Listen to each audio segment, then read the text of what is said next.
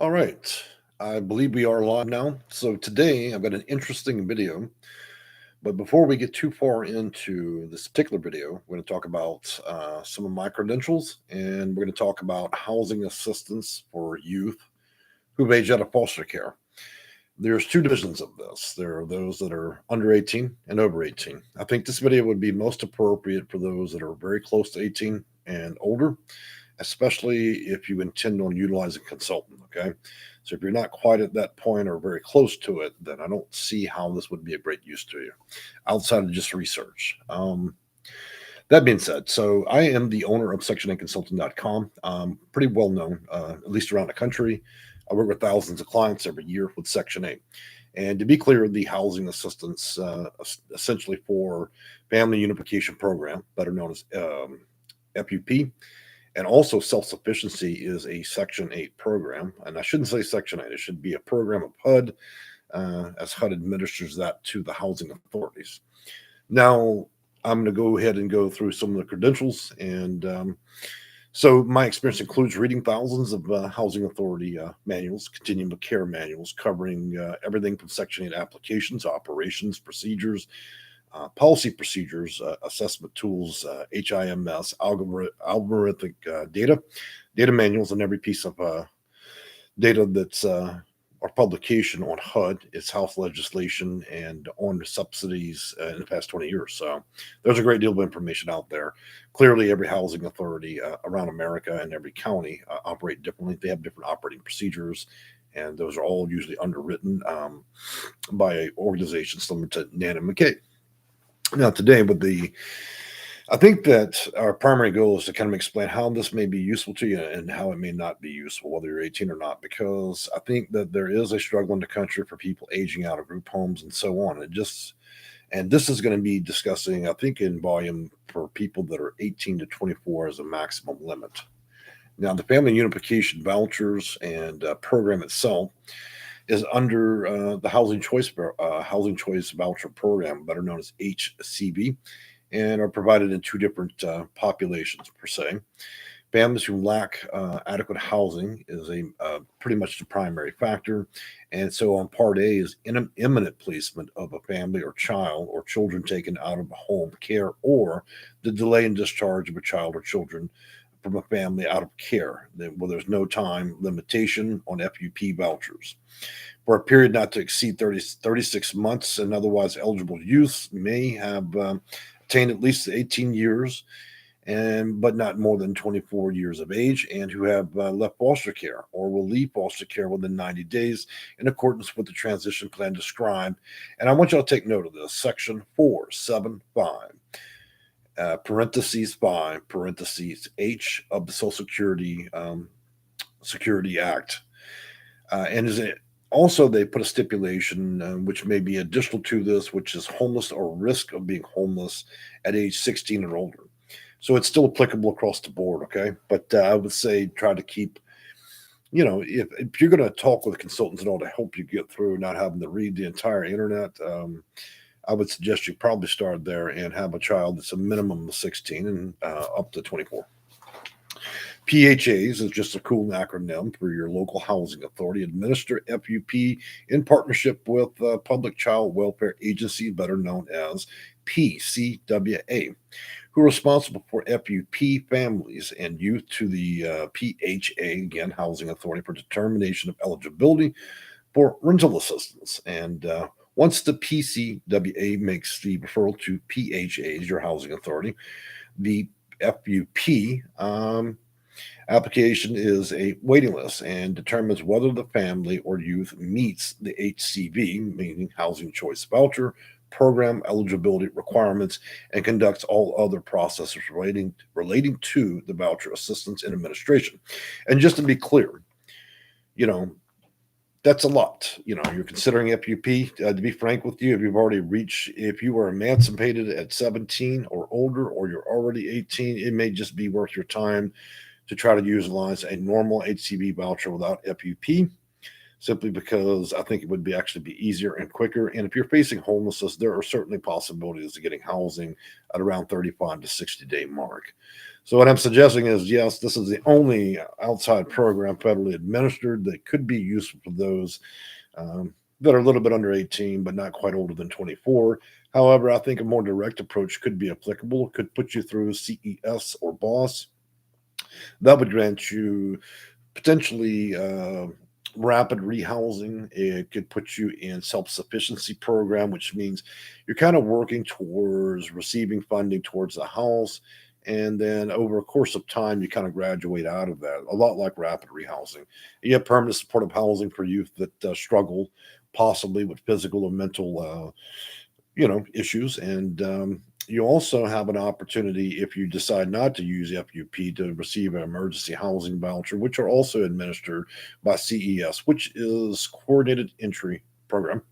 And that is under the Housing First program as well. So that's a lot of acronyms, right, guys?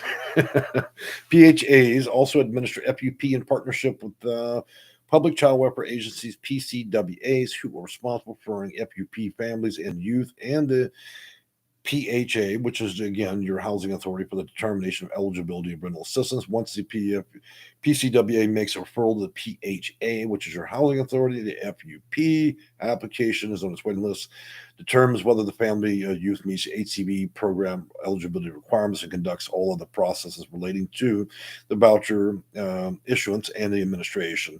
And I think I probably just repeated that twice, but that's okay. In addition, the rental assistance supportive services may be provided by PCWA to the FUP youth or for an entirety of 18 months in which the youth participates in a program. Examples of skills targeting by these services include money management skills, job preparation, education, counseling, and proper nutrition and meal preparation. I think that is the only time, as an example, those programs actually be useful to probably a very young person. I think that most people that have probably survived the age of 21 would find that these particular type of programs are fairly useless. But for youth that may not have experienced this or had a balanced life, I think that they would actually, in this case, be useful. I know these programs are overutilized for adults. They're often repetitious and stuff that most grown people know. So when talking about FUP, PHAs, and PHA contact information, so we know that FUPs are awarded in all years for all states and allocated through a competitive process. Therefore, you kind of have to check and see which states do offer it. If you don't really want to go through that, then I would suggest examining this as a bit of research for you on Google to look at self-sufficiency program, because that is an excellent program that's kind of sub to the HCV, which means it's not quite HCV, but it issues a voucher and allows you to kind of graduate out while you're going to school, you're going to college, you're getting a job. So now, one thing I want to do is give you a little bit of supportive services, and these are support services for youth in transition or housing. Again, these are authors. I think that a lot of this has been authored, but I just wanted to give you all some names where you can take them down. So you may have to rewind the video a bit. Building partnerships to support stable housing or child welfare involved families and youth. That's one, and there's an excellent PDF on that.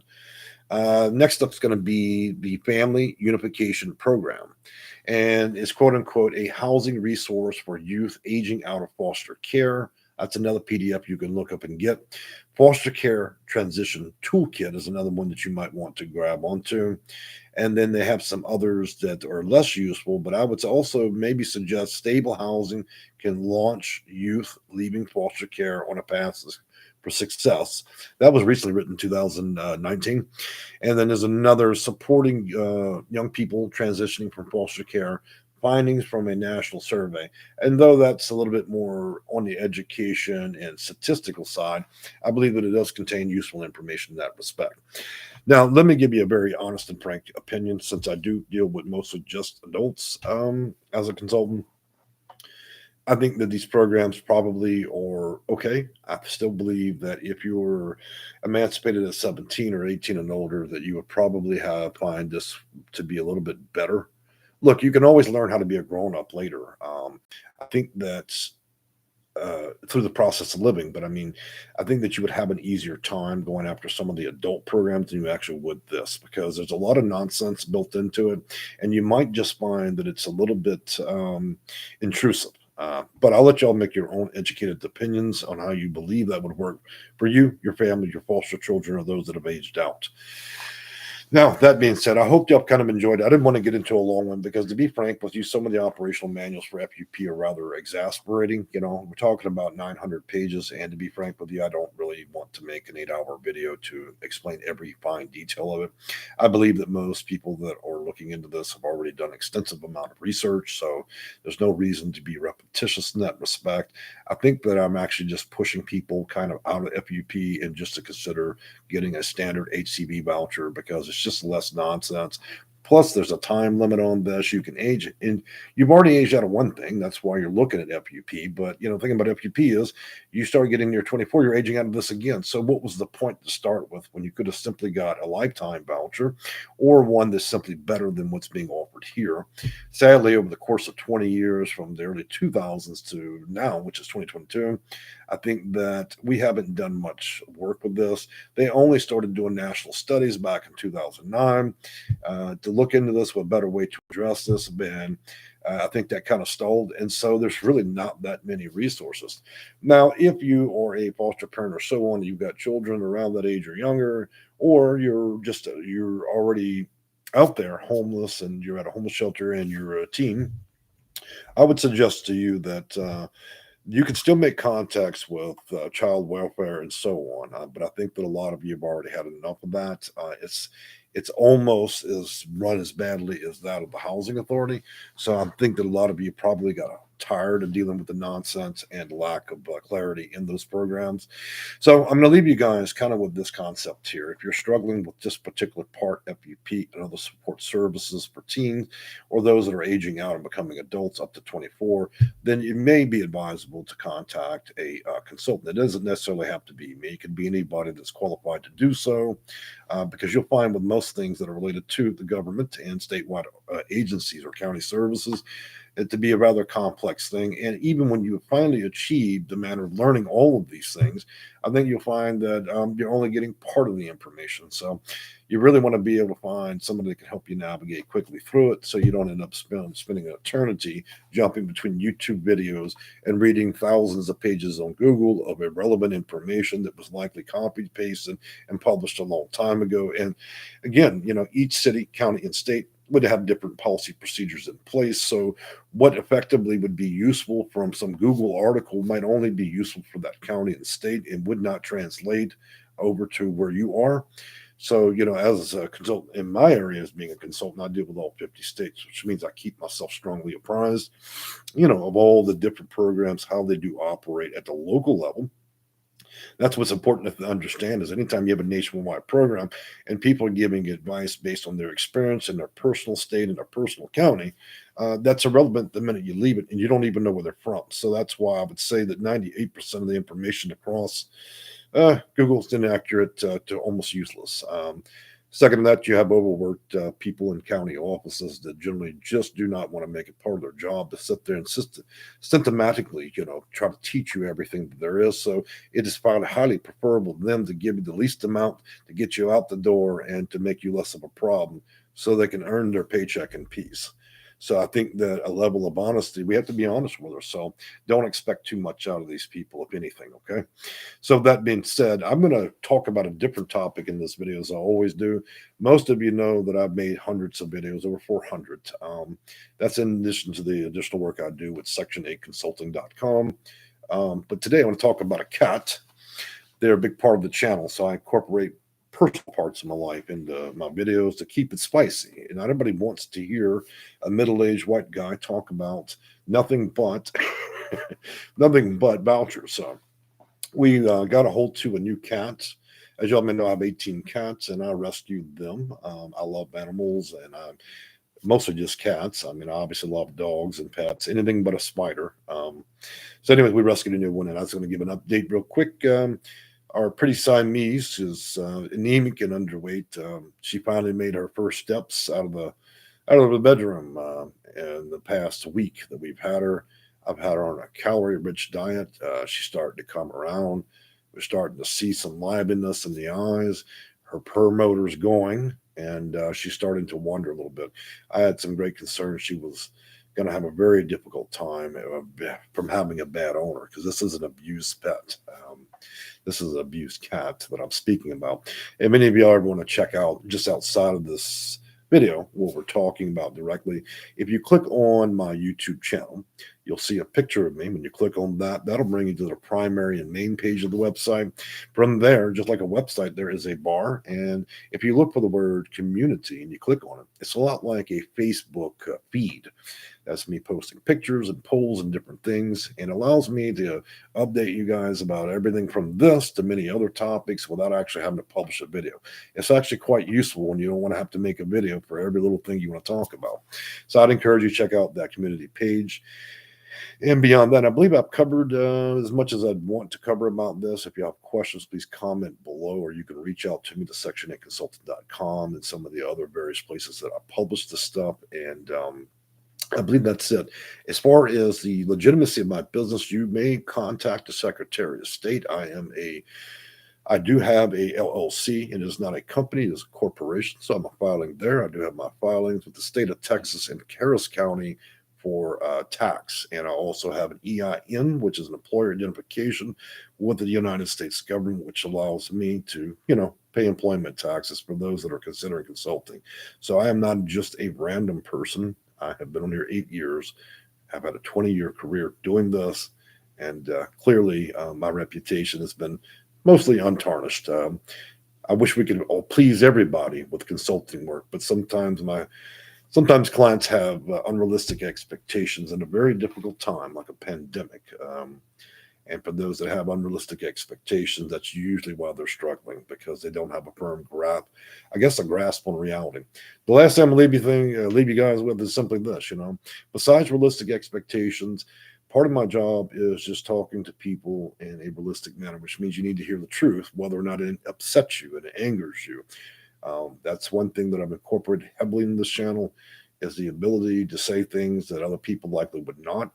Because if we sugarcoat everything and you walk around in the world thinking that everything is just all rainbows and unicorns, then you're going to have an unrealistic expectation of just how perilous and straining getting through the process of dealing with Section 8, HUD, housing authorities, whether you're a teen or whether you're a senior.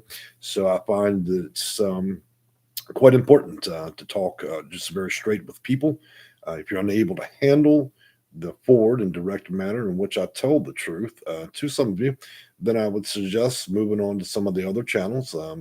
As I mentioned, some of these other folks that make videos, one day they're an expert at baking cakes, the next day they're an expert mechanic, and then of course the week after they're an expert consultant at Section 8, despite the fact that I'm only have ever reading probably 1,000 words compared to over 1 million that I have. But we know how that goes with YouTube. People can be an expert every time they push the button to earn a few nickels and dimes off ads.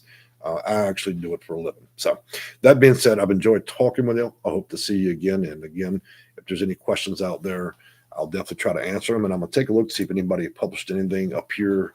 It looks like we had a few comments that I'm very late to get into. Good morning, City Survivor. And so I'm reading live comments in this live video. City Survivor said, I just wanted to say hello, Houston, and I hope you have a great day. Well, thank you, City Survivor. Dan Russo, I desperately need to find out whether discrimination case I have with FHA is any kind of conflict of interest, because the same law firm that represents them also represents a previous case and it cuts off. Well, Mr. Russo, I would suggest to you that you email that information over to me, because I don't think that a public platform would be the best way to talk about legal matters to protect yourself, obviously. Queen Joe says, I want to use your services. Well, Queen Joe, I'm going to copy a link in here to help you out.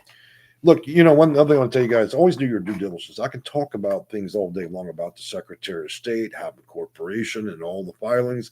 Reputation needs to matter. It needs to match the course of what comes out of my mouth. If people cannot identify what they do for a living, if they cannot prove their stability inside the state and accurate licensing and other things, then don't do business with them. There are lots of frauds on Google. Google's filled with that drama. Websites lead back to Russia. Websites lead back to China. They'd love for you to turn over your social security information, your identity, and everything. One thing that I do very well with, even with section8consultant.com, is you actually have my home address there. You have my phone number. You have my real name, and you see me in person. Scam artists will never do that. They'll always try to operate these shady little websites telling you enter a bunch of information and that you need to pay them. Don't ever fall for that. All right, so let me give up these links real quick. Well, I thought I had them prepared, so I'm going to see if I can pull them up real quick. And here we go. Sorry, it's just taking a minute.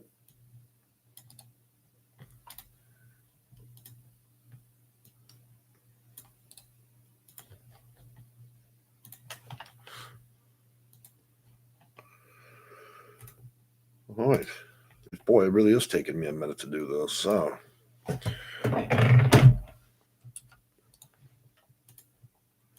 all right, so that's the website. That's booking software if you choose to do so. Again, I always ask people to do your due diligence and make sure you check the reputation of a person, that what they're talking about and what they represent actually matches the course of things they say. Good morning, Mr. Minister. How are you? By the way, guys, here is our filings. I'm waiting on some more to come in. It took a while to switch over, but take a look here. These are filings for the Secretary of State. Waiting for the official copies. I moved from LLC, so limited liability company, to a corporation. And I got to tell you, it's not so I could look more legitimate. It's because actually it helps you not pay so much employment tax. So sometimes you have to be smart in how you do business, and I thought that would be an appropriate move for 2022. We live in a tough time, and it's certainly everybody's have been strained for money. So everything that can improve your tax situation, sometimes moving over from a LLC or limited liability company to a corporation is just a better choice, in my opinion. So, all right, now that I don't see any further answers here, I'm gonna go ahead and wrap up the video, and I'll look at, like I said, I'll keep track, see who's got any comments about FUP, Section 8, and so on. Now, the next video we're going to be doing is going to be about seniors. I love addressing that topic because I'm able to combine those that are disabled and those that are seniors, and we can talk expansively in great detail about what we can do to potentially speed up the process. Another thing I like to say is we're in some tough months. There is a unbelievable demand for housing. The housing market is on fire. We're somewhere at the end of a pandemic, but the consequence of the pandemic is very real. We have a massive shortfall of housing, and so everybody's cases is different. There's no one reigning answer that's going to define your case as being quicker or longer than another's. I know that I've struggled with a few clients recently. People have sometimes, again, unrealistic expectations. 2 weeks later, well, I don't understand why I have a voucher. Well, because they're not mythical vouchers, they're vouchers. That would be unheard of to just simply wake up one day and say to yourself, oh, well, I believe I deserve a voucher, and I don't understand why it hasn't been put in the mail 2 weeks later. That's where I do struggle sometimes with clients. So once we're able to reel them back to planet Earth, and screw the thinking cap back on, we usually are able to get, we have a lot of successful cases, but sometimes we have a bad ratio when it gets to tough time. But I always tell people, you're going to do consulting, you're going to deal with a consultant, it's always better to do it before summer. Remember, we're still humans. We're all like ants. We tend to do things at the same time, and you know exactly what's going to happen this summer. Everybody's going, oh, well, gee, it's nice weather outside. Everybody else is moving. Why don't I move too? And so the problem with that is you're waiting till it's too late, and the worst time of the year. And so I always recommend the beginnings and ends of the year and not the middle of the year. We'll see how many people take my advice this year, because the result of the summer is usually tears and disappointment. Look, if we just began a year and it's January, February, March, that means we have lots of federal funds. Those funds over time become drained. By the end of the year, that those federal funds, they practically have to give them away at the end of the year, because what are they trying to do? They're cooking the books for the end of the year. Well, we'll see what happens if people really just take my advice, or they're going to give me a call in the middle of July and then tell me, oh, well, I just don't understand. Well, you'll eventually figure it out. Shit, man. There's only so much I can do to improve you. All right, Violent or Us, how are you? It's been a minute since I've seen you. Wow, that's a cool name. So I'm not sure I can pronounce it right. So I'm going to go after the last name, Mr. or Mrs. Chapman. I need help with living situations for a building into a home where I'm living with my daughter, and I need. All right, so I'm going to try to redo that sentence there. So you need help with your living situation. Looks like you're possibly looking to build a home, and you're living with your daughter and need space. Okay, gotcha. So, well, that's very little information. You don't normally ask clients around 40 to 60 questions, and I do realize the need and demands there, but I don't even know what state, what county, how old you are, whether you're a veteran. There's about 60 different questions I'd need to ask you before we could even arrive at whether or not your case would be good or bad. So I certainly appreciate that. I think that there is a solution out there for you. Another thing, I don't know how old you are. I mean, you could be 99, or you could be somebody that simply is 23, hates their job at Taco Bell, and feels entitled to a voucher, and that'll get you nowhere. So there's a lot of things I need to know about you, Mr. and Mrs. Chapman, to give you an actual educated answer. So I would say reach out to me after the video, and we can see what's going on and what could be done about you and your daughter, which may be under 18 or could be a grown adult. I don't know.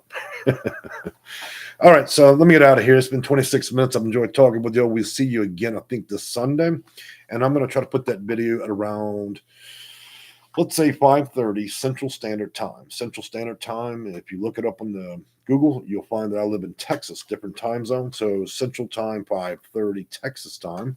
If you're in New York, that'd be 6:30. If you're in California, it would be, I think, 3:30. So we'll see you Sunday. Goodbye.